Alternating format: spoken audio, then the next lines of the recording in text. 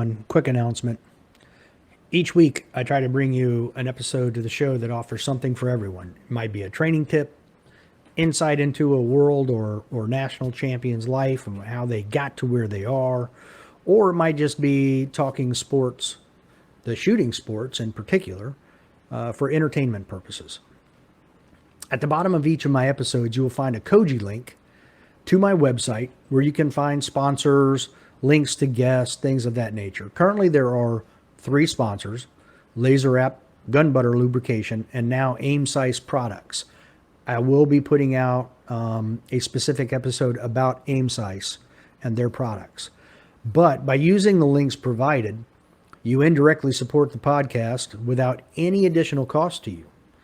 As a matter of fact, you typically save money by following those links. They'll give you a discount, and then they'll send a little bit my way just to kind of help with the podcast. The discount link for Hoist is included. However, I don't get anything from Hoist, but I believe in their product, and I feel it's a hydration product for you, which I highly recommend, especially shooting matches in the summertime where it's hot and humid. Now, if you don't use any of the products listed, there is still a way to support the podcast by using the tip button on the Koji link. It surely isn't required. None of this is required, but it is greatly appreciated.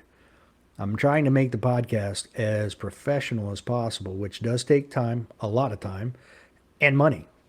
You can use the link to email me as well, whether you have suggestions for guests or whatever, comments, feedback.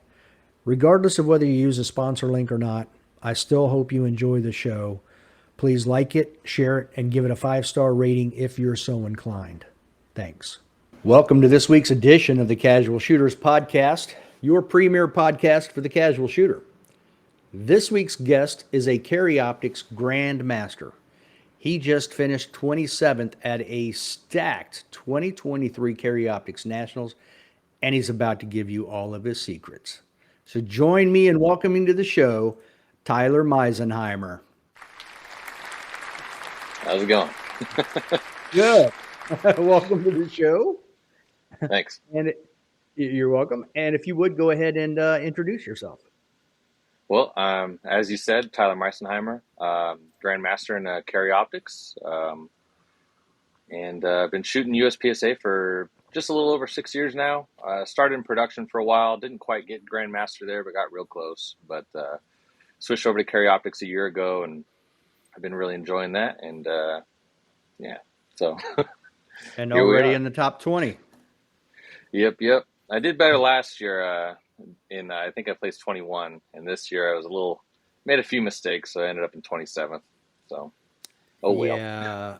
Yeah. I mean, we'll get there, but at the same time, you had other additional individuals competing for that title. So, you had Aaron Edens and Christian Seiler both there. So there were other people that showed up that weren't there last year too, that you had to compete with. So that was a couple of heavy hitters there. Yeah, that was a hell yeah competition right there. All right, so Tyler, what I like to do is ask a few icebreaker questions to start off, and like front load all the difficult questions right in the very beginning. You bet. All right, first question. Favorite movie? Ooh, Star Wars. All of them. I was about to ask which one. Okay, all 9 of them. Any particular character your favorite? Well, growing up, I always liked Darth Vader. He was my favorite. And Boba Fett. Boba Fett, really? Mm-hmm. Okay. Yep. So, big Star Wars nerd. So, I've always liked Yoda. Oh, yeah. There's very few that I dislike. So now I have learned that most people don't read nowadays. So your favorite book? Well, since I'm such a Star Wars nerd, most of the books I like to read are Star Wars, but I don't read a whole lot though, honestly. I like in every once in a while I'll do an audiobook or something, but I'm, while I shoot a lot, I'm also a giant nerd, so. Okay. Is there a certain genre of audiobooks that you listen to, or just anything and everything? Mostly just sci-fi stuff. Okay. So you just stay within that sci-fi genre. Yeah, I'm boring when it comes to that kind of stuff. You know what you like. I mean, I'm not Hmm. going to blame you. There are restaurants I go to that I only order one thing every single time I go there. I find what I like and I stick with it. So, There you go. no complaints here. All right. So you're into sci-fi, so then you might be into superheroes. Who's your favorite superhero? Growing up, it was Batman. But you said growing up, so has it changed since you're an adult? No, probably not. Probably still Okay. Batman. I don't think about it as hard these days, I guess. Now my superhero Ah. is Nils. All right, I get that. I can see that. Oh, now, have you watched all the Batman movies? Pretty much all of them, yeah. So who's your favorite Batman? Mm. Well, Keaton and Christian Bale, probably. Okay. Yeah. I always forget about Keaton and somebody will bring him up. I'm like, oh yeah, he was very good. But I would say the same thing, Christian Bale or Michael Keaton. Hmm. All right. Favorite gun and favorite caliber, and they don't have to be linked together. Your favorite gun could be a Barrett 50 caliber, but your favorite caliber of round could be a 22. Gotcha. Well, I mean, it'll probably be. I could go back to growing up. It was always the G36C. I always liked that gun in all those sci-fi movies and stuff like that I watched. I just thought it was a cool gun. Now, obviously, I really like my Shadow 2 by CZ. Uh, and 9 millimeter. It's fine. I don't really have like a particular. I'm not a fanboy of like anything in particular. I kind of just like everything, but Okay. you know, Now, is your CZ your favorite gun because it's lime green or because you like the I gun? liked it before I made it lime green. Okay. Now it's extra cool. So Now it matches your jersey. that's right. Now you need to get Well, shoes that so match. I do actually. I do have my Oh, shoes that I've been wearing in the last few videos are lime green on the bottom. It's just become, it kind of became an inside joke because I started wearing a bright green jersey. I noticed that not a lot of people use bright green, and I've always liked green, but people started coming up to me at matches and being like, "Hey, you're that like bright green guy on Instagram." I'm like, "Yep, that's me." So I kind of just now it's just kind of a brand thing. I'm like, I'm the bright green guy, and so that's it's just funny to me. So I just kind of roll with it. that's funny. The bright green guy. Yeah. Oh, you're the Green Lantern now.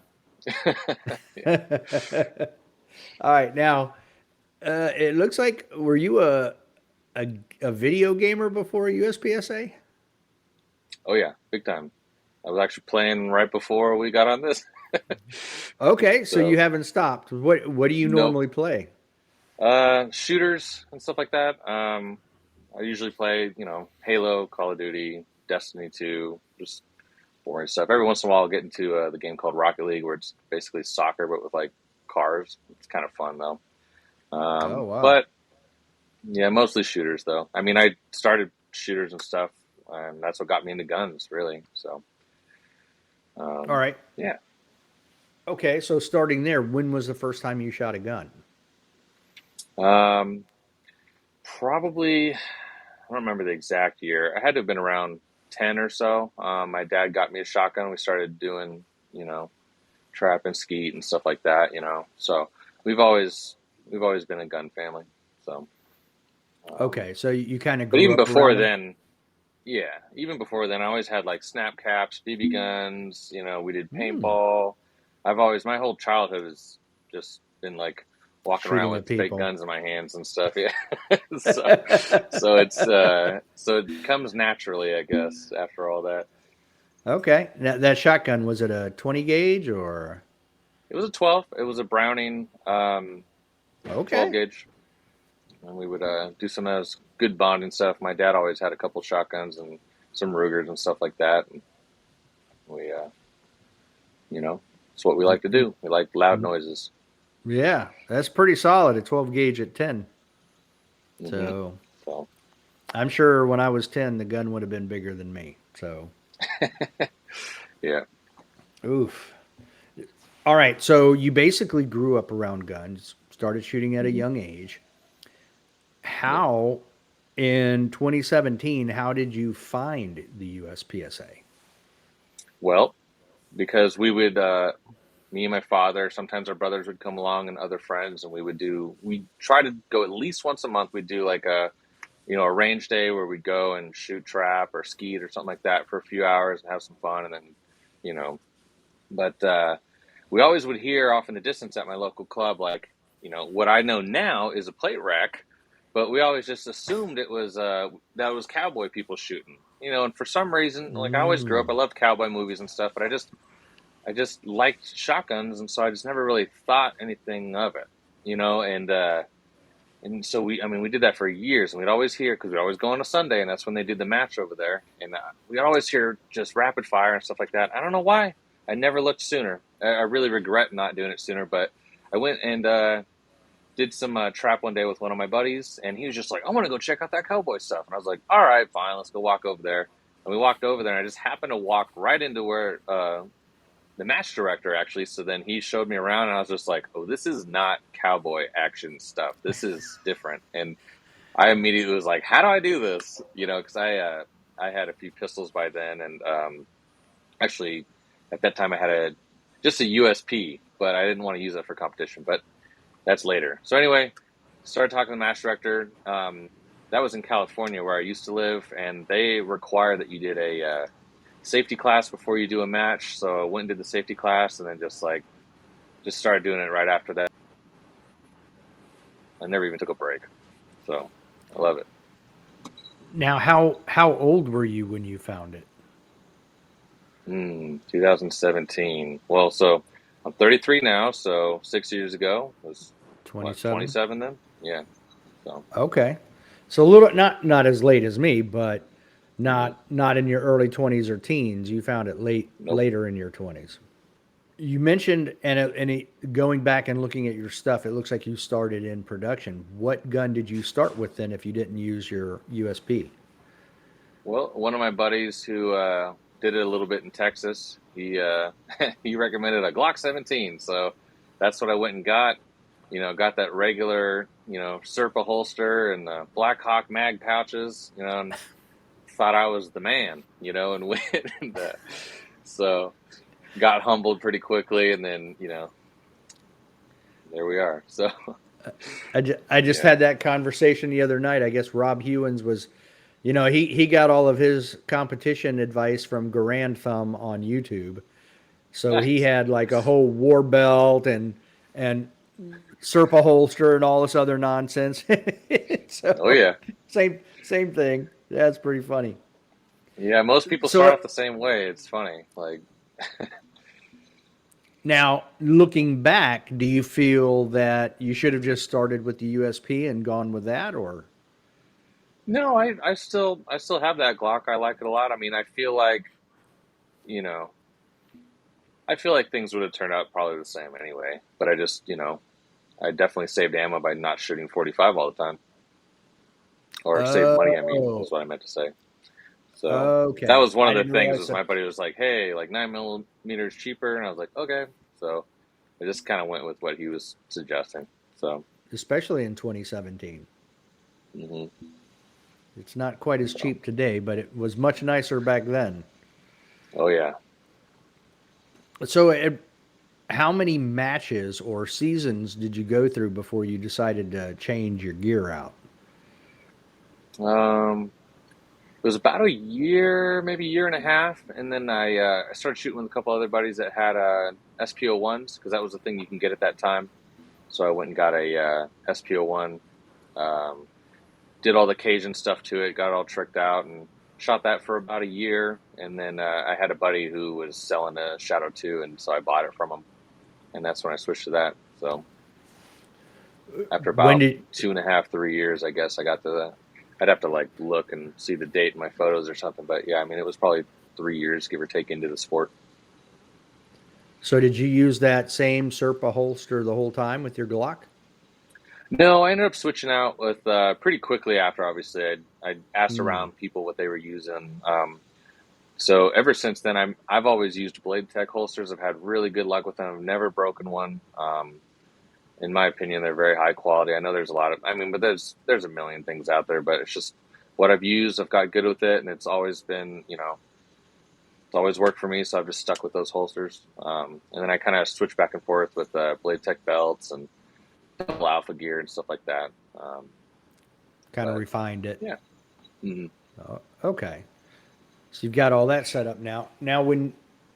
So you said it was about 3 years before you switched over. So you used that Glock basically the whole time Mhm. you were in production. Now, at what point did you end up switching out of production and carry optics? Just a year ago or 2 years ago?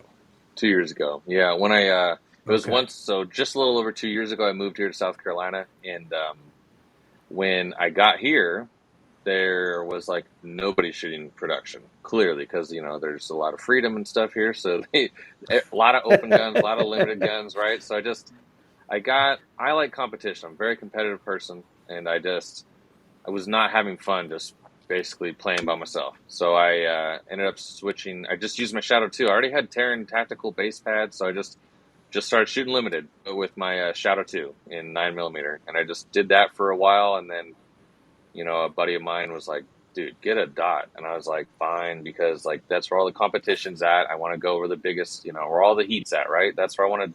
That's what I want to do. I want to. That's how I could really test myself, is go up against all the people that are, the best of the best, and they were all in that division, and so I decided to switch to that, and now I really like dots, and I kind of put them on like all my guns now. Yes, But I was it's against them like, for a long time. wow, that's interesting. Hmm. So at what point then did you decide I'm really liking this? I'm gonna I'm gonna work and get better at this sport to be a grandmaster or to be whatever it is you wanted to accomplish. I would say that started initially probably 1 year into the sport. My first year was kind of just like, I'm just doing this for fun. And then I kind of was like, I started to get a little better, even though I was still using the Glock at that time, and then I ranked up to B class, and then thought I was the man, and started taking, I took a Ben Steger class, and then, you Hmm. know, so right out, yeah, about a year into it, took a Ben class immediately. I basically skipped B and went right to A after that class. I learned a lot. It was actually a double. It was a Ben Steger and Wansit class. And so I learned a lot from both those guys. Basically skipped B, went to A, and I just started, I was just like, man, I want to see how far I can like go with this. I was like, I don't want to just like take this, you know, casually anymore. I want to try to see if I can be, one of the top shooters. And I just really started. I mean, I was dry firing for a long time. I was dry firing every single day, and I would do lots of live fire practices. I went to 3 or 4 matches a month, and I really just started taking it very seriously. And um, I don't dry fire as much now, though, because a lot of it's just second nature. I'll probably dry fire a little bit for a match, but yeah, that's kind of the timeline of that, I guess. Okay. Now, what do you think it was specifically about the Hwanza Kim Ben Steger class that really propelled you forward? They, Ben and Hwansik, at that time, they really broke it down, which I mean, Hwansik still does a lot. I mean, they both do, but it just for some reason they resonated with me the way that they kind of explained how to like the grip, how to pull the trigger, like every little like detail that they like went into, and like they how to get your gun up like into positions and stuff like that sooner. That way you're shooting sooner and stuff like that. I don't know. I just started taking a lot of that to heart, and then you get the Ben Steger book, and then I started going through the drills, and I really love the accelerator drill. I still use it to this day, and I just I don't know. There's just a lot of those drills I just started working on a lot, and then doing a lot more live fire than I did dry fire, and it started just, and then honestly, just like going to a lot more matches. Like if you only go to 1 or 2 matches a month, it's a diminishing skill, and you start to lose it. So going to a match like every weekend, I mean, you're just always building on that foundation as opposed to, losing some of it. And so I think just being consecutively just doing it like over and over and over and never stopping. Okay. So let's hold up right there for a second. Hmm. What you can't train something at a match. So how were you using your matches to get better? Was it just the mental focus aspect of it, or how were you using those 3 to 4 matches a month to get better? So what I was doing at that time was I would pick something like for every month. Because for me, it always is like this scale, right? You have accuracy and you have speed. You can't have both at Right. the same time. So I would always choose like once. I'm like, all right, this month, full speed. I don't even care if I get mics and stuff, just absolute, just going as absolutely fast as I can. And I do that for a whole month at every match. And I mean, I would, my accuracy would obviously suffer greatly, but in that whole Right. month, I would gain a lot of knowledge and self analyzing that I can do to kind of keep that speed going and make it second nature. So then, like the month after that, I'd be like, all right, now I'm going to focus on just accuracy. Try not to lose all the speed back to where I was, but like I gained this much and try to maybe just lose a little bit to get my accuracy up to that level. So it was like every month it was like speed, accuracy, speed, accuracy. Like, and I would just do like, that's all I would think about, like, for months, like instead of just doing like match by match, it's like this entire match I'm focusing on one thing. And, cause we can only really focus on like one thing at a time. It's especially once that beat goes off, Right. just everything just Right. goes out the window. So at least if I could focus on one thing, and grip is always there. It's always thinking about gripping the gun hard, so that way you don't get loosey goosey. But grip the gun and then go fast, or grip the gun and be really accurate. It was always kind of my thing. Okay. So was this the time frame where you were dry firing a lot then between matches? I would say so. Yeah. So it was like 3, 4 years ago. Okay. All right. So that makes sense then as to how you were doing that. So I assume then you're Hmm. you're videoing all of these matches and looking at it as well as Oh yeah. analyzing what your scores were. So Definitely. I think even if you don't want to, or if you're not going to post your videos, like even if you think you suck, like record everything and like being able to watch your videos and self-analyze and be like, okay, well, this is where I failed here. Like I didn't step into this position right. Now you know what to work on when you do live fire or dry fire next. Like being able to really watch your videos and critique yourself was like I did that a lot. So and watching okay. pros. So I'd be like, how do they do that? And I used to watch Shane Coley a lot. So I really liked how Shane Coley, his movement, super aggressive around stages. And I try to emulate that as much as possible into my own shooting. Okay. Now, what was it about him? Did he like fit your style then? Is that I feel like it. what it was? Yeah. I Okay. feel like Shane's like movement around stages at that time, like when I was going through like B and A and into master and stuff like that, I don't know why for some reason, and because a lot of pros don't post their stuff like that, really, which I think kind of stinks. Like I think it would be fun to watch and see like what they're doing, so we could all see what we're doing wrong as well too, and compare. That's why I like posting a lot of my videos, because I know I have a lot of people that enjoy watching my videos and seeing how I do things, and I don't it, if it was up to me, I want everybody to get better. I want everybody to excel and get better in the sport. I'm not like scared of people getting as good as me and starting to beat me. That just makes me want to try harder. So I like being able to help people. I do a lot of one-on-one trainings and stuff too. I want everybody to get better. So I believe in that. Well, I think too in today's time, a lot of those guys use it as additional income. They'll put it under some subscription service or something like that where Hmm. they'll share it and they'll break it down, but that's how they're earning income on the side, whether it be to shoot the Yeah. matches or what. So, Hmm. which I understand. I mean, but I do Totally. appreciate when people post them. You mentioned Nils earlier. He's always posting his stuff. He's gotten really good about it lately, yeah, too. So Yeah. it's been fun watching his videos, even, 'cause then you get to see like, damn, how is he beating me by like 10 seconds or something? It's like, okay, now I'm Right. seeing why and where, and I think it's fun. That's part of the challenge, and I enjoy the challenge and being able to try to better myself and stuff like that. Okay. It's funny because he posted one yesterday or the day before um, the strong hand weekend at Nationals, Hmm. and he didn't even look like he was moving very fast on his draw. You know what I mean? It's just like, dude, almost like he's being casual about it. I'm like, It is how, funny. what?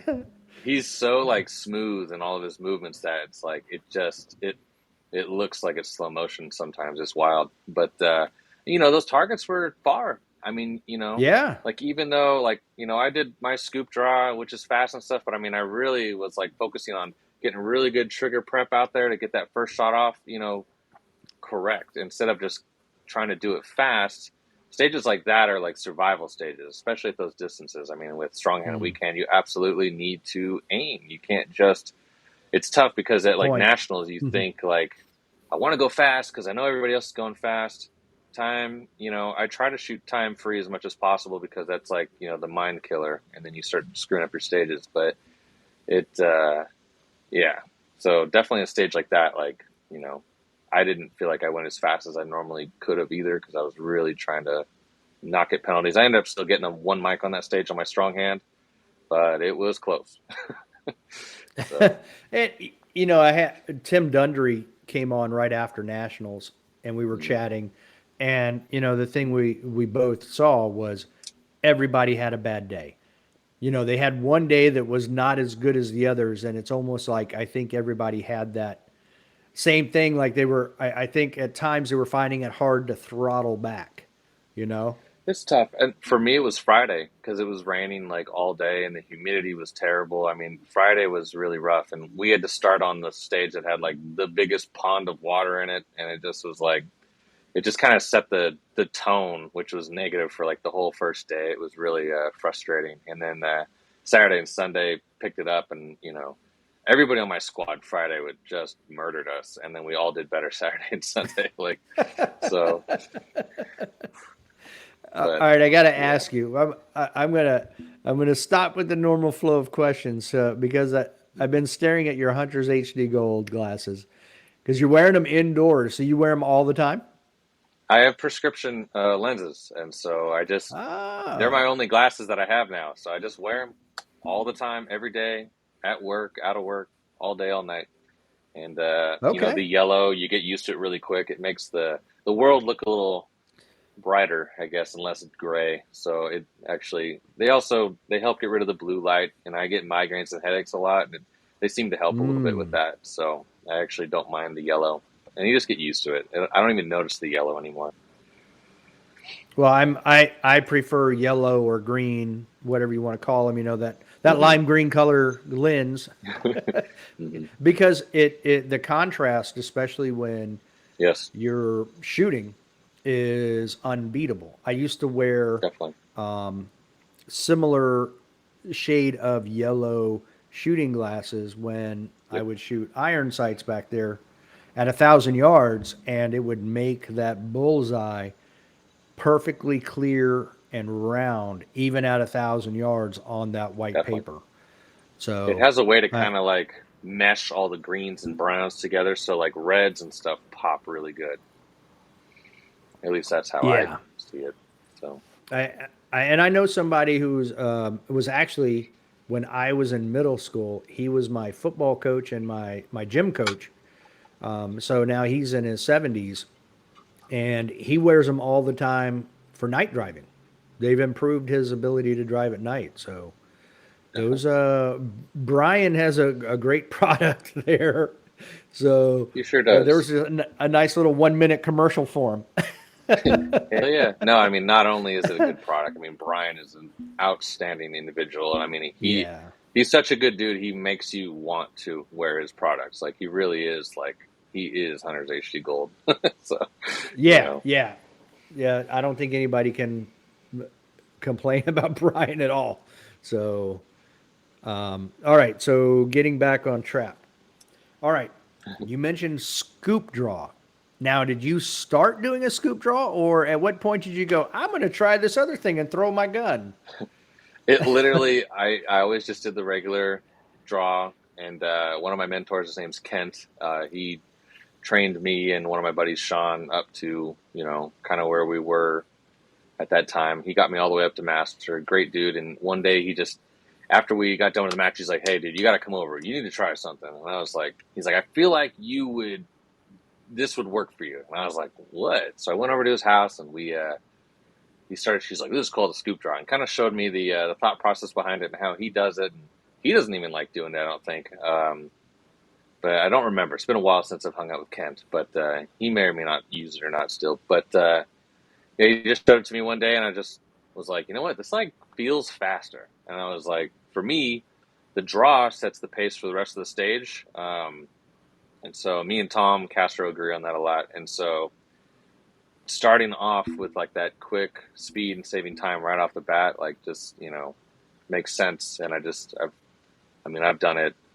I've dry fired that draw more than anything else, and I almost never get a bad draw with it anymore because I've done it so much, and it's definitely saves time right off the bat. So I like it. So, what is the trick then? Because I do the normal drive the hand down, grab the grip, Hmm. pick it up, point it. So, I get the webbing up high on the back of the grip every time, but I guess, are you using your middle finger as your guide then when you come up to grab underneath the trigger guard? How are you getting the Somewhat, same yeah. grip in the same place every time? Well, so it's funny, right? I literally just made a video probably 10 minutes before this, and I'll post it right after, so everybody will be able to Oh, see my it's a little 2-minute video on how I do it. But okay. for the Perfect. most part, I'm just using these. I'm trying to get into the camera here. These three fingers Just right here. raise it up That's a all I'm little doing. bit. So I Just try raise up to, about 3 inches. There yeah, you go. I try to get as high up as I can on because it's not even so much about the beaver tail at this point. When it's in the holster, Right. I try to ride up the holster and get up as high as I can. I kind of have a forward motion, so it keeps me all the way up with it. And then I just Oh, pull it out with my hand, like just these three fingers only. And my right. finger and this are not even touching the gun yet. It's just like, boom, I just get it out with these three fingers. And then you'll see in my video, it's number two is where I actually roll my thumb over the top of the beaver tail and meet my other hand here. And it's kind of a simultaneous like transaction essentially. Um, Wow. but I mean, it definitely it took a lot. Like I would say when I first started, I mean, I was always getting these low, really low, because I just get these terrible Mm, draws out of the holster. But eventually, once you figure out the kind of angles and stuff that you need to pull it out of your holster from, and the angle that you need to have your holster at, it's and then just doing it a lot. Obviously, I mean, now I've kind of got it right. down where I just like never get a low grip anymore. Maybe one out of every 100 draws, I'll get a low grip. But Okay. then you just fix it really Eh, quick because now you've already saved time by getting it out so fast. I just correct it when I get my hands together right before the shot or whatever. all right. And for the record, for me, number two means I'm using toilet paper, but that's a totally different podcast episode. That's right. Next week, we'll talk about that. Yeah, yeah. There'll be a short 10-minute video on that next week. How to properly roll the toilet paper. So, anyway, Oh, that's there's interesting. I'm definitely a definitely going to technique. watch it. Yeah, Hmm. and I knew there would have to be, and I always like, all right, it's got to be, using that middle finger as your guide to come up Hmm. and get that same purchase every time. Yep. I'm just afraid to do it because I know how I am, and I know I'm going to throw my gun, and I'm like, I'm going to break an optic, and I'm so I that would makes me definitely nervous. suggest, like, I have the Lock Grips aluminum grid. I think you have to have a pretty aggressive grip to be able to do this. Like, in conjunction with having like, the pro grip or whatever that you use, being able to have the confidence that, I mean, even with just these three fingers, you have the gun in your hand, you're not going to drop it.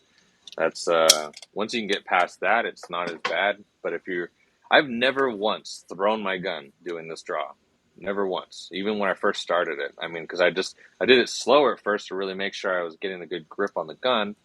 But as long as you, as long as you have the grip and aggressive, pro grip on your hands and then aggressive grips on your gun, I mean, it's not going to go anywhere. But you have to build that confidence like with anything else.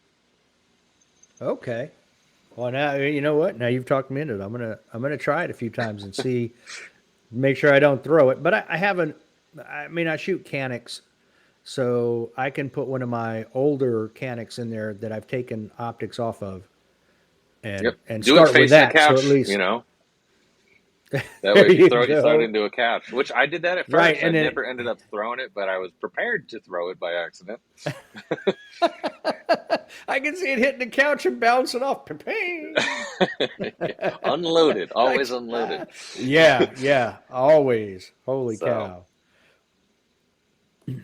So when you say you dry fired every day, are we talking a half hour, an hour, 2 hours, 12 hours? What are we talking?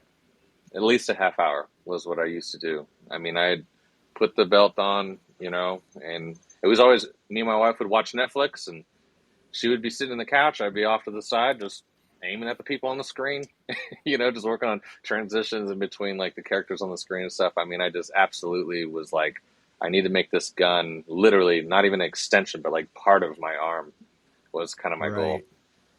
So at what point did you transition to basically not quite stopping your dry fire, but slowing that down and picking up with live fire? Well, at that time, I was doing both.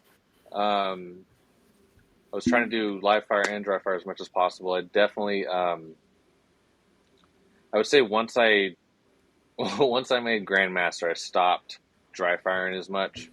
I don't know if it's a mental thing, like, I finally made it or something. But like, I'm not. There's still so much to learn and do after that. Anyway, I feel like the dry fire doesn't do as much for me now. It's just kind of a good warm up before a match. But now the live fire is where I really start to like work on things and get more gains out of it than I do the dry fire anymore. But I mean, I'm not saying don't do one or the other. I think that they're both extremely vital. And I would probably get even better if I dry fired again like I used to, but I just haven't. So, oh well. Okay. Eh, Now, you had said that early on you increased your number of matches, and like 1 month you would work on speed, the next month accuracy.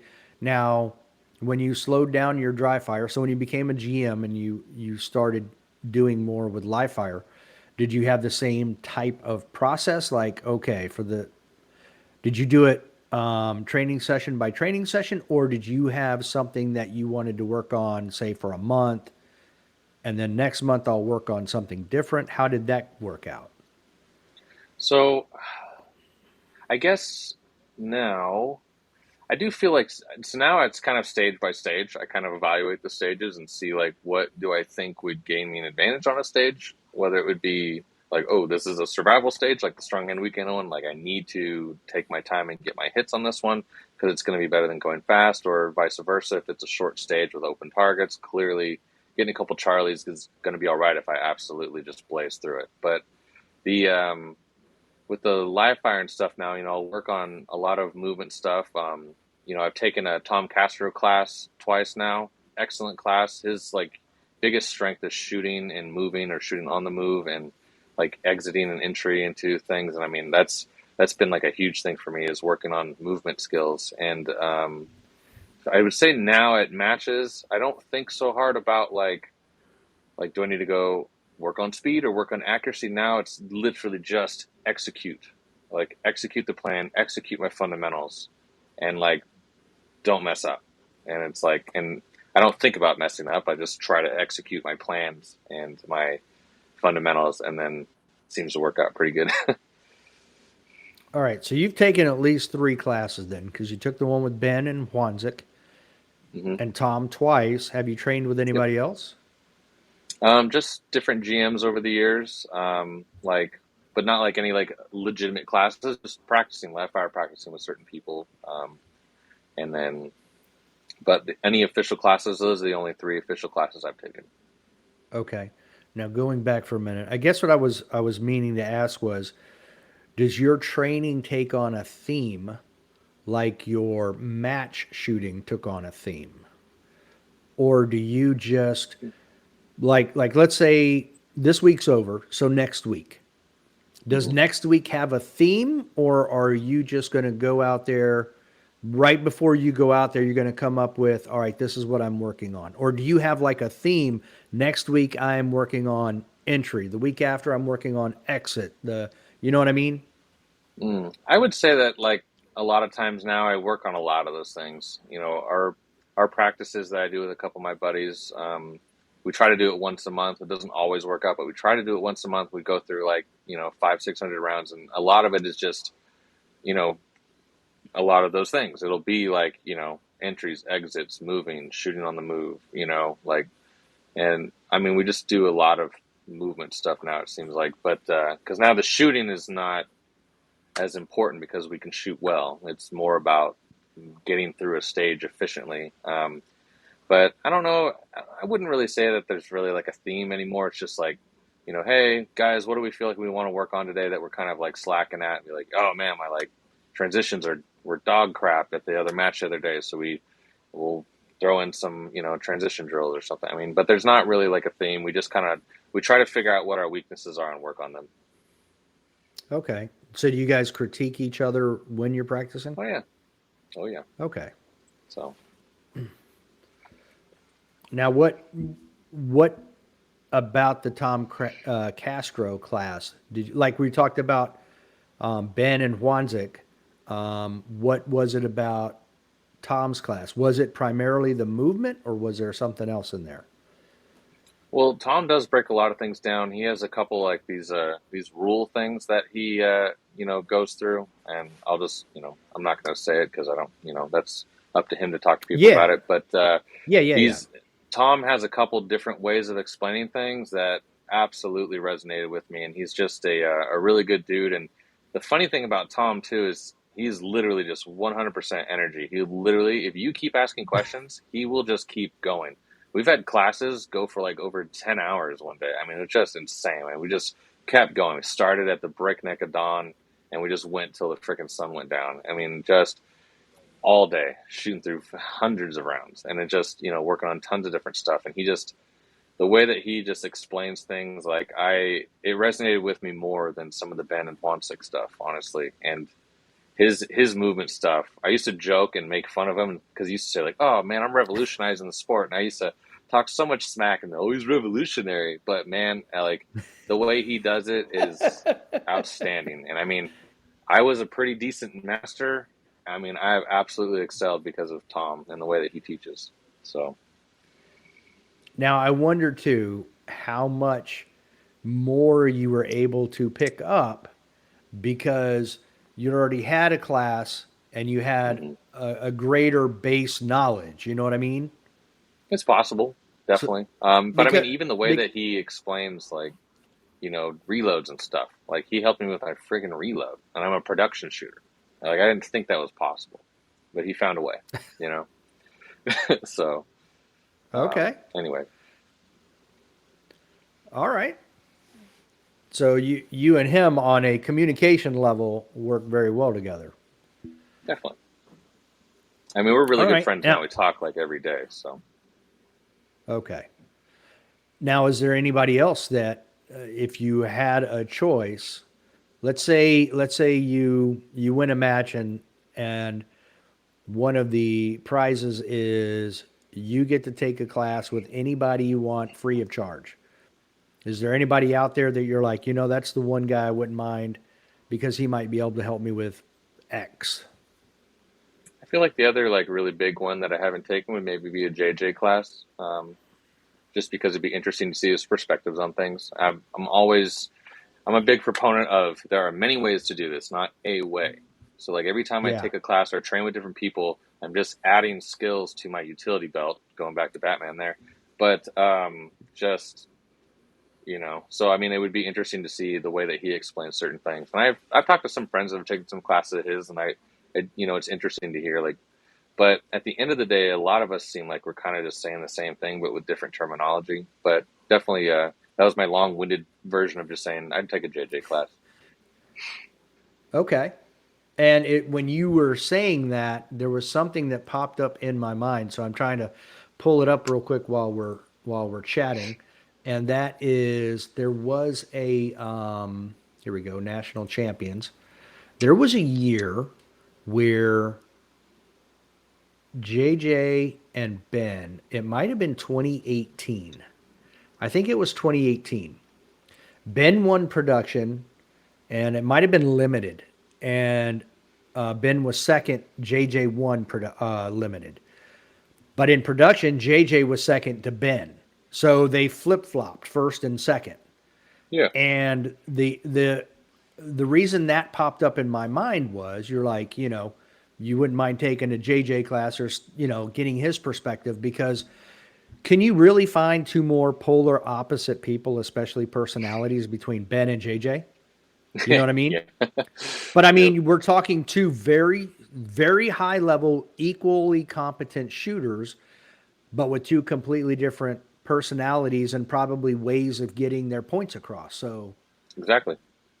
No, I yeah, think it's like you gotta hear everybody out and their different way of explaining things because you don't know what is going to resonate with you or make more sense to you, and make a light bulb turn on. So yeah, and again, the other thing you said, which I was just telling somebody a few days ago, was there are ways to do things. There's no right way, there's no wrong way, as long as you're getting the result you need. hmm And those two again are a prime example. You know that they shoot differently, they train differently, they do things differently, but they're getting the same result. So yeah, neither one's right, neither one's wrong. They're just doing what works for them.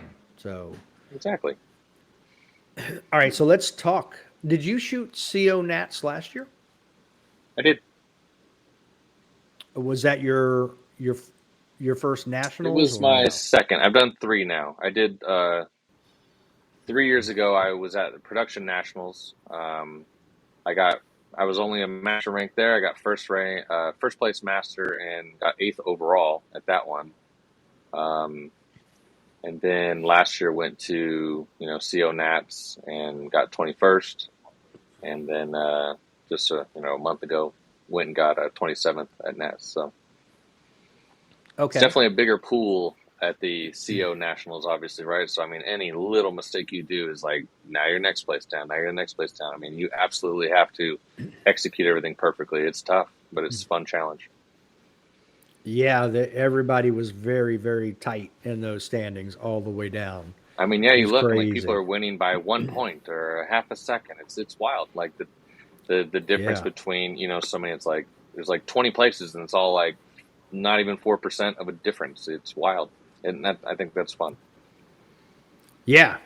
Yeah, it is. And from the outside looking in and following it, it's even more exciting. It's like, whoa, oh, they finished another stage. Oh, we have a change again in the standings. It's like people are moving Yep. up, people are moving down. It's like a whole hmm shuffle of a deck of cards. It's like, damn, Yep. what's going And on? I'm one of those weird people where I'm looking after every stage, like because I don't let the stats affect. Like I'm just going to shoot how I shoot.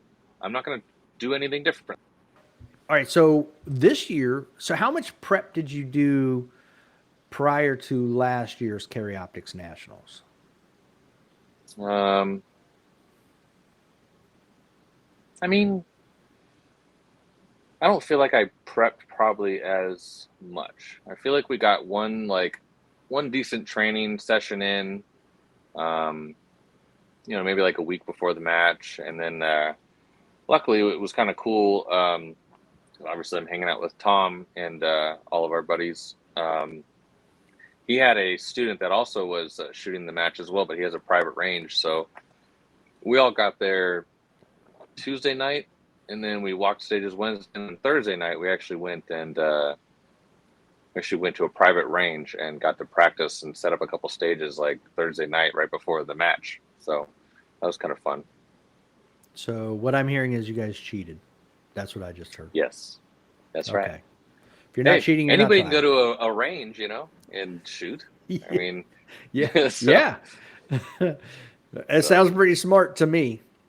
hmm Now, so. this year though, you make it sound like you did more prep this year. Well, I would say like more prep in just the sense that like, we always go to the matches, the big major matches. We always go a day or two ahead and walk the stages, get our game plans for all the stages, and then we go shoot. This was the first time that we ever like went and walked all the stages and then went to a range and practiced. A lot of times we dry fire the night before, but we've never actually went and shot actual. We were all lucky that we brought a little extra ammo because we weren't even like ready to do that. We were just like, oh well, okay, let's go live fire. um, but yeah, I feel like I do kind of the same amount of prep usually. Just live fire a few times before that, work on some things I need to work on, and then I think the big thing is being able to go to a match early and really looking. There's one thing to look at the pictures on the match book, and it's another thing to actually go walk all the stages and really get your game plan in. Yeah. The first time I went to a nationals was 2020, and I looked at the matchbook hard, and then I got there and I'm like, wait a minute, these stages don't match the matchbook. What's going on They here? never do. Who somebody Yeah. somebody can't see pictures, and Yeah. Right. so obviously 2021, I'm like, okay, I looked it over, but I didn't make any plans. I'm like, all right, interesting. Went, shot the match. Last year, I was like, okay, now I had a better idea of what I was looking at and what was going on. So then I started looking at, okay, strong hand, weak hand stuff, steel. I started breaking it down in pieces hmm so I'd have a much better idea of, all right, what do I want to dry fire or what, live fire I can do. Gotcha. Now, so when this year was early, I mean, June is Yeah. early in the season. Lucky for you, you live in South Carolina where, you could probably start shooting outdoors comfortably in about February, roughly, I mean, we never stop. early We shoot March. all through December, everything, man. I Okay. mean, just the only thing that maybe stops us is if like a giant thunderstorm rolls through. But, Or a I mean, if it's hurricane. sprinkling a little bit or, if it's just cold out or hot out, we go year round. We don't have an issue with that. So, I mean, we never stop. Okay. So then for you, it being in June didn't matter. Mm-mm. No, because I've never taken an off season in 6 years. Well, that was going to So, be my next question. No off mhm. season at all, huh? I don't believe in it. I mean, if you want to get better, you don't stop for a couple months and then hope you do okay when you pick it back up. I mean, you just got to always keep grinding. Right. Um, do you slow down at all during the holidays? Not necessarily stop, Mm, but just, or is it always the same level of practice? I feel like it's always the same. I mean, we always find a way we still I still do 3, 4 matches in like, November, December, and, we just work around it. So unless like, the holiday directly conflicts with a match, then it's like, okay, I'm doing one less match, but I'm still doing 3 more matches this month. I mean, it's me and a couple of my group of buddies, it's our hobby. Somehow we found a way to let our wives let us do it, you know, nonstop. And so we Yeah. just go for it. Okay. That's good that they're very supportive like that. Very supportive, yes. Now, was there anything when did you look at the matchbook for this year's Carry Optics Nationals? Yeah. So actually, that you said something a little bit ago, and then now you've reminded me again. So I always look at the matchbook, not so much like I'll look kind of vaguely at the pictures, kind of get an idea of what I'm looking at. But the big thing I'm looking for when I'm looking through a matchbook is like, what kind of swingers are there? What kind of activators? What kind of start positions?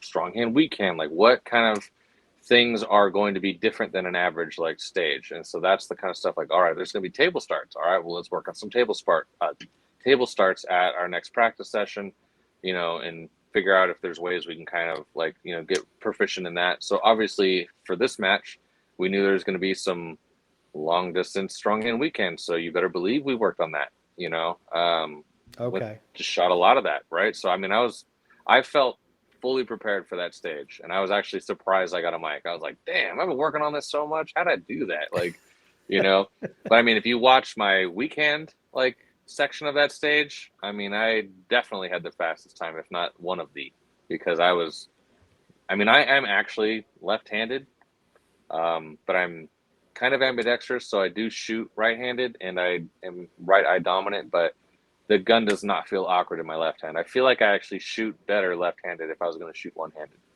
So Okay. um, that definitely helps. Okay. Now, you had mentioned that you're not necessarily overjoyed with your performance. A couple of things. Is there anything you took out of nationals that you're like, that's not going to get me next year? Well, so I think like in the last year, what, me and my friends and Tom, we all work on a lot of just like flowing through a stage, running, movement, entries, exits, and, shooting on the move and stuff like that, and trying to find ways to continuously be shooting the gun. And I feel like at, you know, I don't want to try to sound like a jerk. So I got to try to word all these things very carefully because I do enjoy nationals and I don't want to seem like a jerk. But, unfortunately, there's only a couple people that design all the stages and there's kind of one flavor. And Right.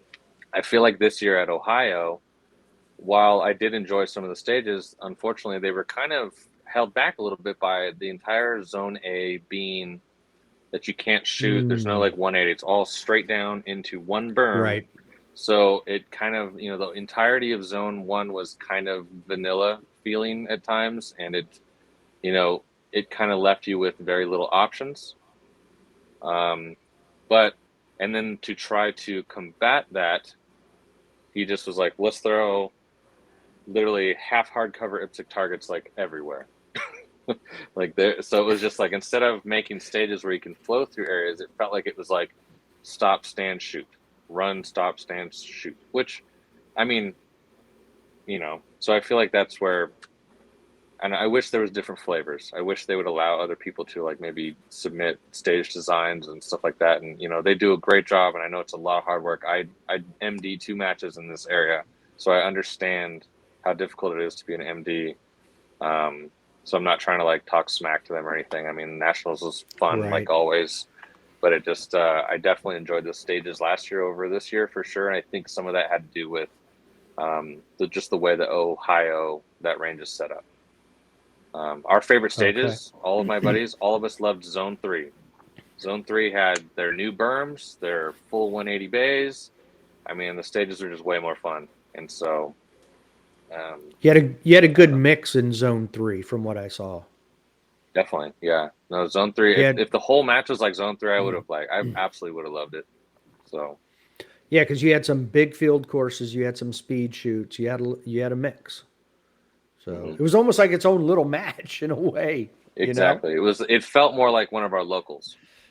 Like our locals Oh are at that wow. level all the time, and so it felt like one of my old in California, Richmond, like back at my old home club, which is a positive and a negative. But I think some of the most of my mistakes were mainly just I had 2 FTSAs, and people that know me, like, that's really weird, out of character for me. I typically get my stage plans locked in really good, and I just had a couple of flubs, and it hurt me. So um, Is there anything you can attribute that to? um, I think I over like so for one of the stages there was the 3 triangles, and you had to start in the middle and grab a gun off the table.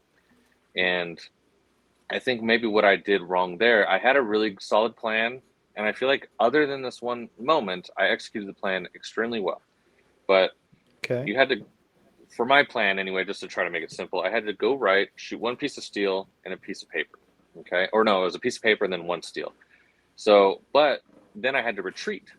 So what I was really focusing on was getting my reload in and then retreating. So I think what I ended up doing is I shot that paper, and I was thinking way too hard about trying to nail this reload that I absolutely forgot to shoot the steel and then do the reload. I was like paper reload because I was thinking about Mm, reload too much, and absolutely nailed the reload. One of the best reloads I've ever done, and then retreated really hard after that. But I thought too hard about one thing that is kind of rudimentary. I know how to reload, like, so I think I shouldn't have put too much emphasis into perfecting. Like, I have to get this reload perfect and then leave, and it cost me.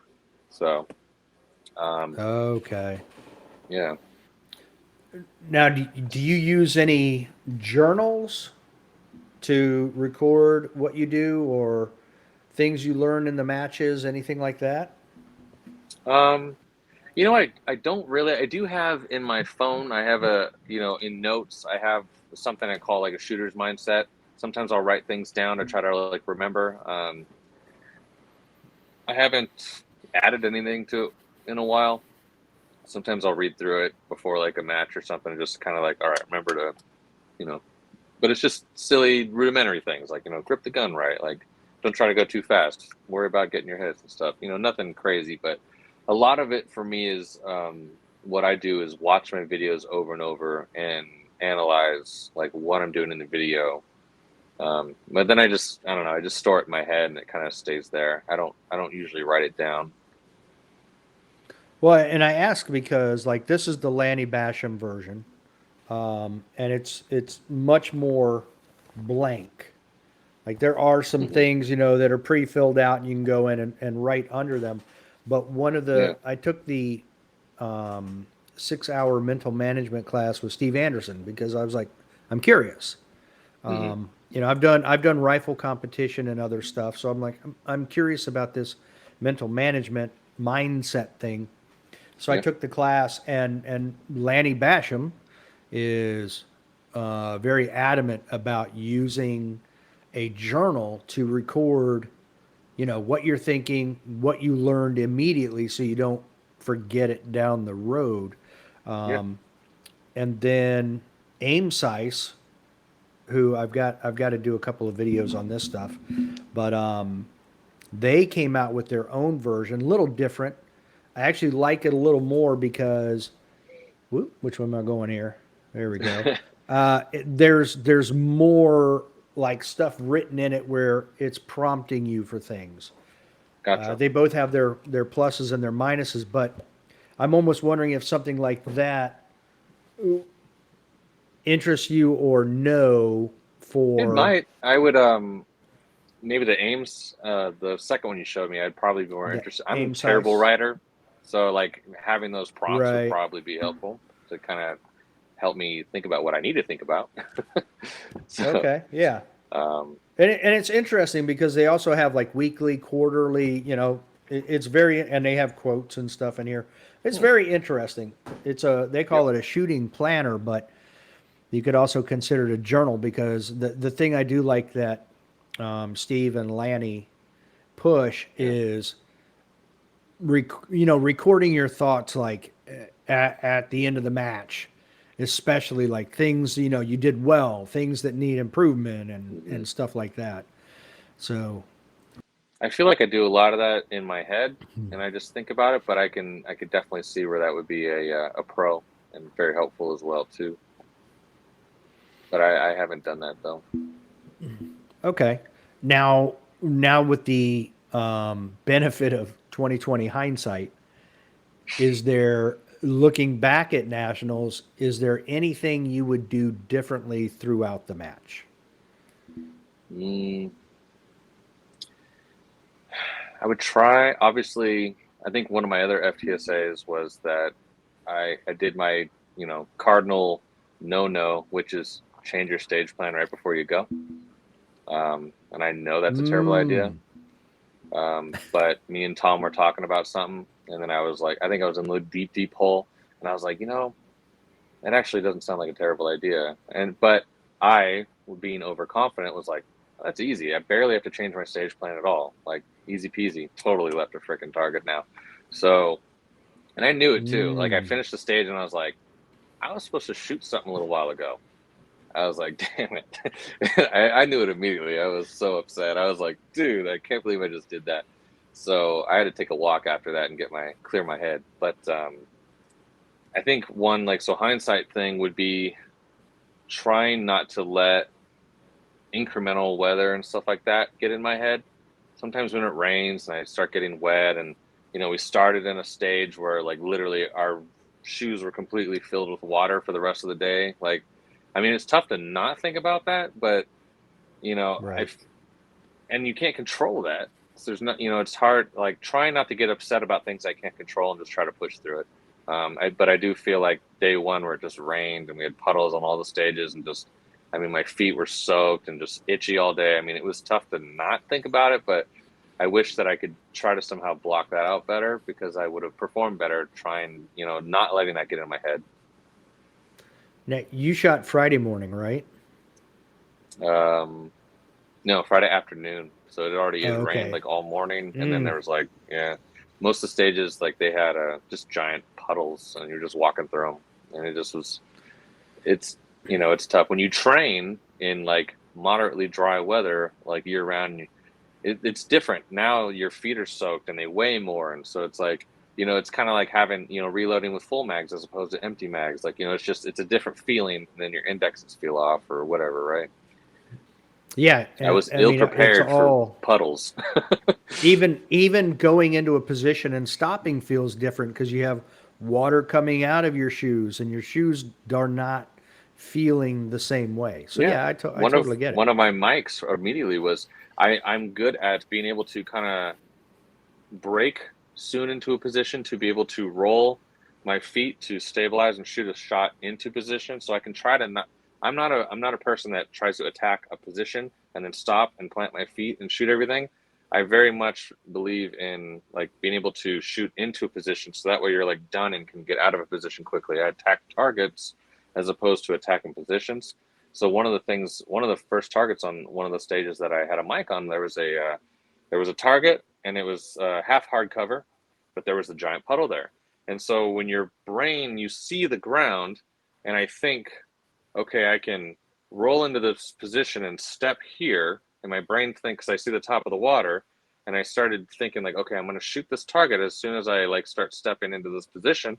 But then my feet sank further down because there was like, the Mm, water's a couple inches deep. So instead of me shooting right. here, I stepped down and I shot down right into the black. And then it cost me a standing reload, and it just was like it absolutely started my day off terribly, because like I'm used to doing a certain thing, and I needed to try to do a different technique, but I did not, and it messed me up. Interesting. Okay. Messed with your depth perception and your when you're expecting your foot to hit the ground and it didn't. Yeah, well, because Okay. you walk the stages and the ground's there, and then you get there the Yeah. next day and you see the ground, but now it's actually like this deep of water, but you're only seeing the surface. So the timing, right? When you Yep. get to a certain level, you have like certain timings that you do certain things, and that absolutely me having the timing of stepping, but then falling like 3 inches deeper than I was expecting threw me off. So, um, Okay. so I definitely, I mean, I don't really know like in hindsight how I could like prepare better for that, but it's just rain, shoot more matches where it rains a lot. I don't know. Gore-Tex socks. Yeah, this is true. Yes, right. Getting better rain gear would be a good one. That's better hindsight. There you go. I agree with that.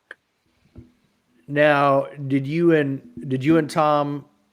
So when you were down there, did you guys share like an Airbnb or something? Oh Or yeah, there was like I eight know. or nine of us at an Airbnb. Yep. So did you guys talk about the next day before the next day, like that night? Oh yeah. Yeah, yeah, yeah. Yeah, we always, I mean, we dry fire like every night. Well, the first night we got there, before we walked stages, we dry fired. There was a ping pong table there, and we had a pretty awesome ping pong tournament with all of us there. We found out that I am terrible at ping pong, but but other than that, every night before the match, yeah, I mean, we're talking about stages, like things that went well, things that went wrong, and kind of talking about like, hey, what are we going to do for tomorrow? How are we going to handle some of these stages? I mean, we definitely go through, and having a giant group of buddies that are all on a pretty similar level, being able to talk about it was, it definitely helps, as opposed to going by yourself or something, staying in a hotel room. Like being able to converse with people helps. Yeah, oh, I can imagine. I mean, because you're able to talk much more nuance in a group setting like that than by hmm yourself. Because everybody's got their But own opinion, so it's good to hear everybody out. yeah, yeah. And I mean, some look with 8 or 9 of you, my gosh, it's almost like nothing's going to escape that group. That's a big group. So hmm something you didn't pick up, chances are one of the other 7 or 8 did. Yep. So it ends up making a good. But I know why you're not a good ping pong player, Tyler. Here's why. So here's your first free mental management class. You're All looking right. at it as ping pong and not table tennis. See, it's all There about you go. perspective. That's right. You're looking at it from the casual shooter perspective, not the Oh, I'm going to yes. win perspective. That's right. Oh, that's funny. So now what are your USPSA goals? Um, First off, I just want to have fun, right? This is more fun to me. That's why I show up, and that's why I try to like typically stay out of like the politics of it because it's just kind of messy. But I'm just here to shoot guns and have a good time. And a goal would be just to, just continue to try to improve my skills. And I would, my goal this year at Nats was to make top 10. That was my absolute goal. I was like, I want to make top 10. So I fell a little short of that Ooh. goal. Kind of sad about it, but I mean, I absolutely wanted to. I mean, at Area 6, I got fourth place. I was like, I almost tied with Max Michelle. I mean, so I was like, I had that kind of confidence boost from Area 6. I was like, dude, I nailed it here. And I did really good. I was right up there with the other pros. And I think maybe I got a little overconfident going into Nats. Um, but yeah, I mean, it's just be competitive, keep working at it. You're always learning, trying to get better. And hopefully I can make top 10 next year. That's my goal. Okay. Now, if you have the same number of people and the same level of people show up, is top 10 a reasonable goal? I think so. I think with some of the, already having analyzed some of my videos and stuff, like I know some of the things I need to work on, and you know, and some of those like mental mess ups that I made, I obviously have learned from them already, and hopefully next year don't make those same mistakes. And as long as I don't make any mistakes or have a bunch of penalties, then I feel like it's very attainable. Okay. It's not something you think you would, let's say you're sitting 12th after day 2. You don't think that trying to reach the goal cause you to overreach and No, overextend I don't yourself think on so. day 3? I'm Okay. already, once that beep goes off, I'm already going what I think is 100% in my mind. So me trying to do anything extra is just going to cause more mistakes or penalties. Absolutely. Right. So, and I train that by that kind of mindset by even just every match I go to, if I make any mistake, this is where a lot of people, if they mess up a reload or have a jam, and then they always try to go like faster to make up that mistake with like time, and that never works out. So anytime I have any kind of mistake, it's always actually just hunker down, all alphas now. Like I made a mistake, I can't change that. I have to get all the points now, and then I go back to. I like how Nils always says, harvest the alphas. So if I have any kind of mistake, hunker down, harvest alphas, and like just power through that stage as best I can after that. But don't try to do anything extra because you're just going to make extra mistakes. Okay. Yeah, he has a different way of looking at things. hmm He has a lot of sayings like that. Yeah, no, that one resonated with me a lot. I harvest all the alphas that I can now, but like so even at this Nats, after day 2, I think I was sitting at like 40 something. It's and you look at it and it does the predictions, and it thought I was going to get 40 something, and I was just like, anything can happen. Well, like, and I had a really strong third day. I did end up having, I did one of my FTSAs was on the third day, but it just was, I still overall had a very strong day, and I ended up in 27th instead of 40 something. So I mean that right there it proved that don't, I didn't feel like I was overreaching. I just shoot my game. I just do what I can do, and that's all I can do. Okay. And So yeah, then if other people you mess don't up because they're trying to overreach, then that works out for me. yeah, yeah, you're the benefactor. Yeah. So And what I was getting at was you answered it in that basically you don't let the goal you have creep into your mind and affect the speed with which you shoot. You just I don't try try to to, shoot your no. normal 100. Okay. Hmm. Now, you mentioned you were fourth at Area 6. I always think that those one-day matches are not as clear an indicator because I feel like when you're shooting multiple days, it turns into a marathon almost. So Hmm. where there I can agree with it that. gives you an opportunity to catch up, but it also gives you an opportunity to drop back. You know what I mean? Definitely. Like Because with if you have a JJ. good day or a bad day, you know, Yeah. so Yeah, like with if JJ. I you're having mean, a bad had day it and have to been do it all. yeah, you know, like when I my first nationals, Wanzik was leading Carry Optics Nationals after day one. Then day two, Max Michaud comes in and wins 6 out of 7 stages and was second on the other one and basically was said bye bye to the rest of the field. You know what I mean? Yep. So I feel like those multiple days are hard because it gives your competition an opportunity, like Christian Seiler, to right the boat and start chugging. You know what I mean? So it works both ways. It's hard. I guess I Those figured are he would a do that crapshoot. anyway, though. That's my kind of thought on that. Like, we already expect him to do well. I don't think he's looking at the stages going like, "Oh man, well if I just do like make more alphas here, then I'll win this stage." I mean, and if he is, then he is. I just, but I already assume that he's going to kick ass because he's just shooting, and that's what he does well.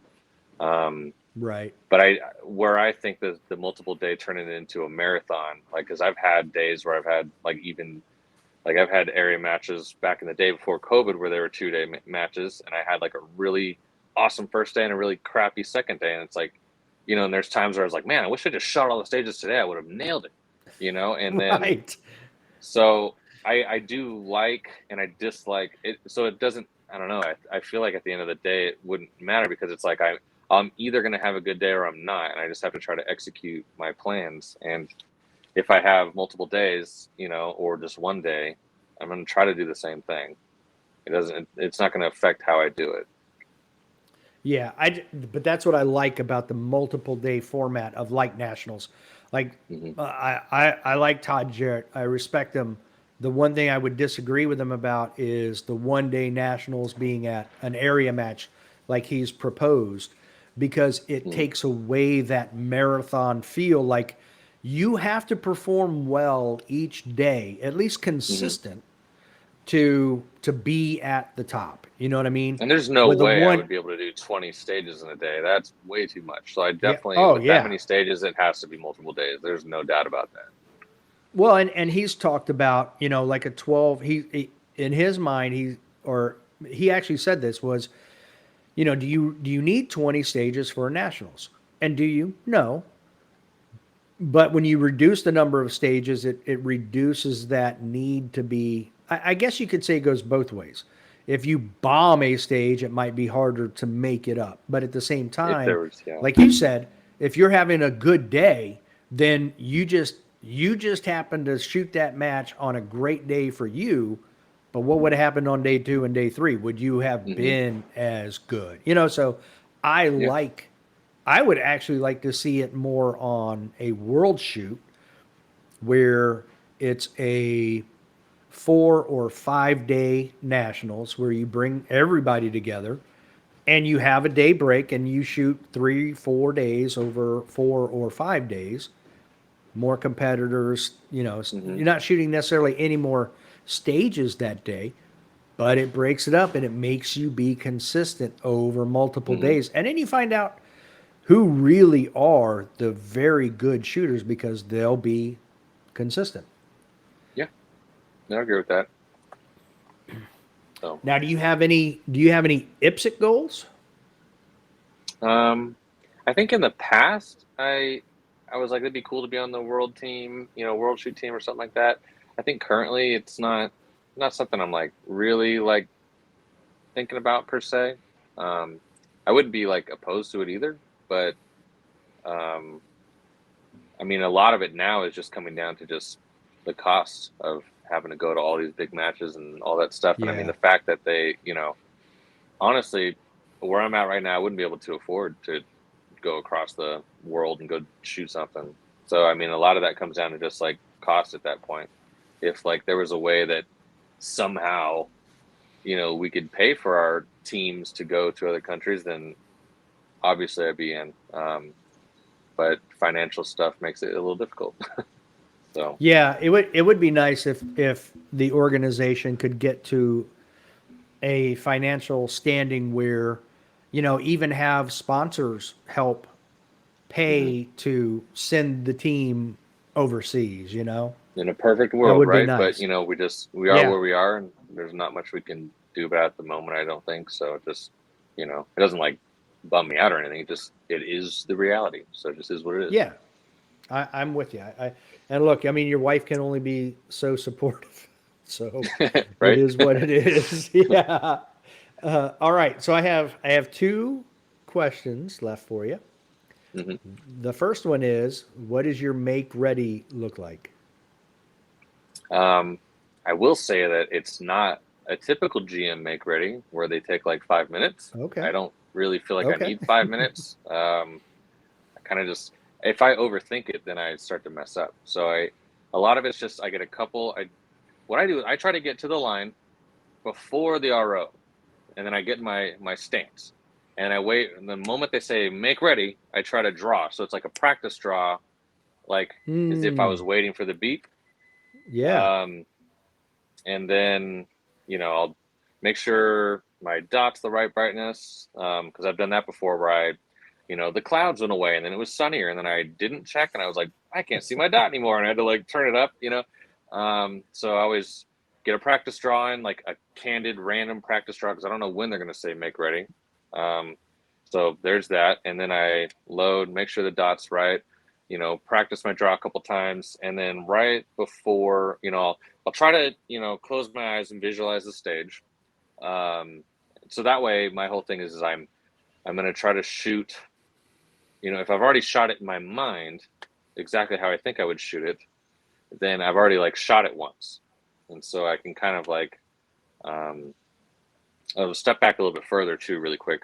During our walkthroughs, I always try to find a time or two where I can run it at my actual full speed, not Hmm. not just walk. I try to like let people go in front of me for a little while, and then when they're like maybe almost done with the stage, then I run it as fast as I would run it, because that's when I find out like, shit, if I go full speed right here, I'm going to overrun this target, like going the speed that I go. And so then it Hmm. teaches me during my walkthrough, I need to throttle up or down in certain positions. So that way I know before I even get to the stage where I need to throttle up and down. And then, so then going back forward, then I'm visualizing my stage. I run it through it real quick where I'm going to do all the things, what I need to focus on. And if I focus too hard on I need to reload here, then obviously I screwed up. But the main thing too is right before, I always have my hands up, like where my position one is on my draw, which you'll learn later. And before I do that, I just make sure I flex all my arms and all the parts of my body that I'm going to use for my grip. So I kind of like remind myself, like, crush the gun, grip the gun, like use all your muscles that you have to do that. And then I'll tell myself, like, something lately it's been like, get all alphas. So I'll flex all my arms. So I'm like, all right, remember to grip the gun right, get all alphas, and then I put my hands down. So that way I get, my buddy Kent used to tell me that alphas are a mindset, and I didn't believe that until I became a Grammy. I mean, he was telling me this year two.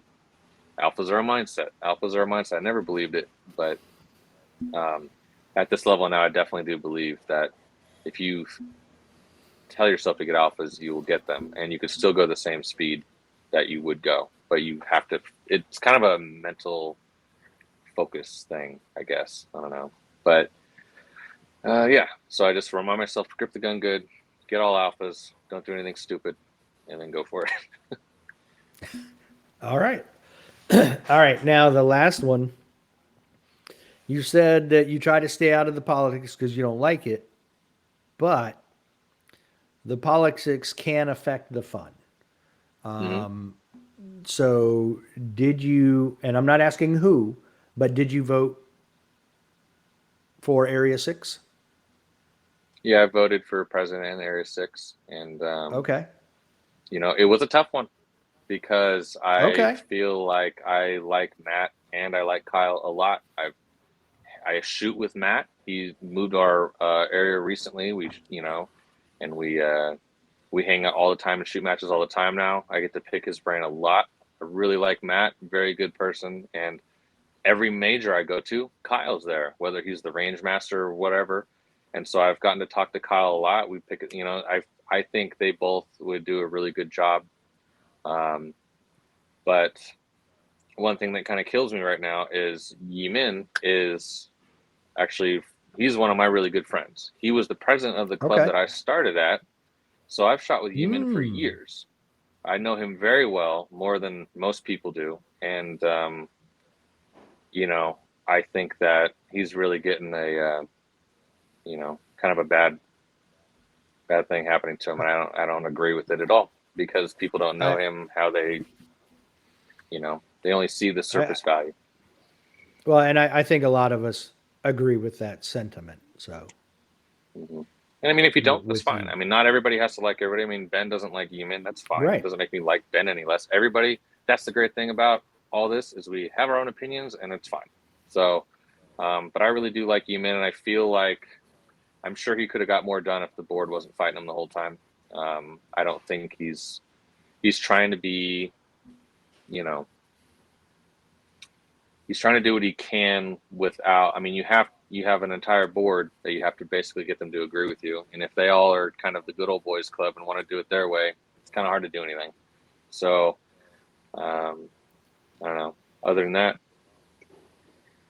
And yeah, I think Area 6 is a tough election because I think regardless of who you pick there, I think the organization benefits I think in so. different ways for each one, but Yep, it does. So I think that's a much either of harder. them.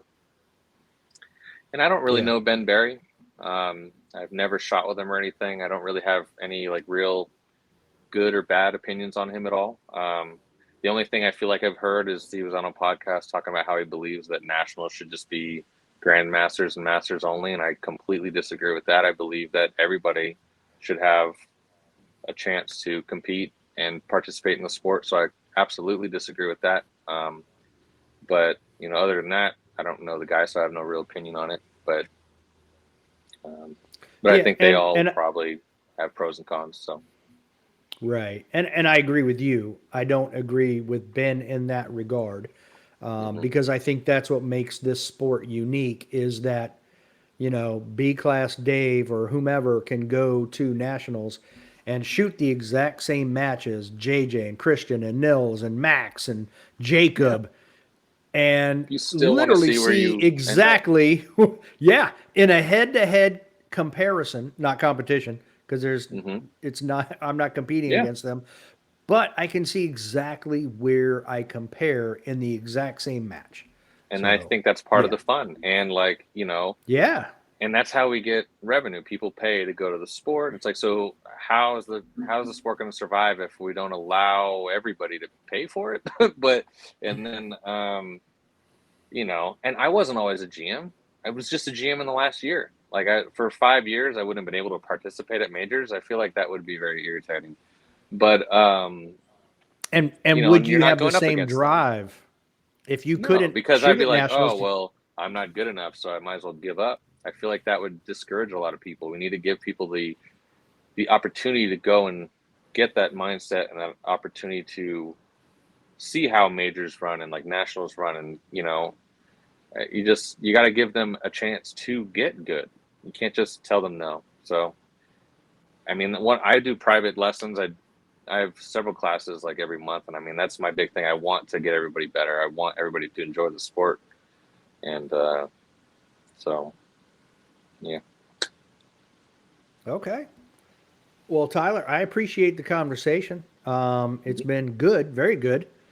It's Hopefully, cool. we can do this again sometime. But is there anything you felt that we needed to go back and finish up, or did we? Are you good with everything we talked about?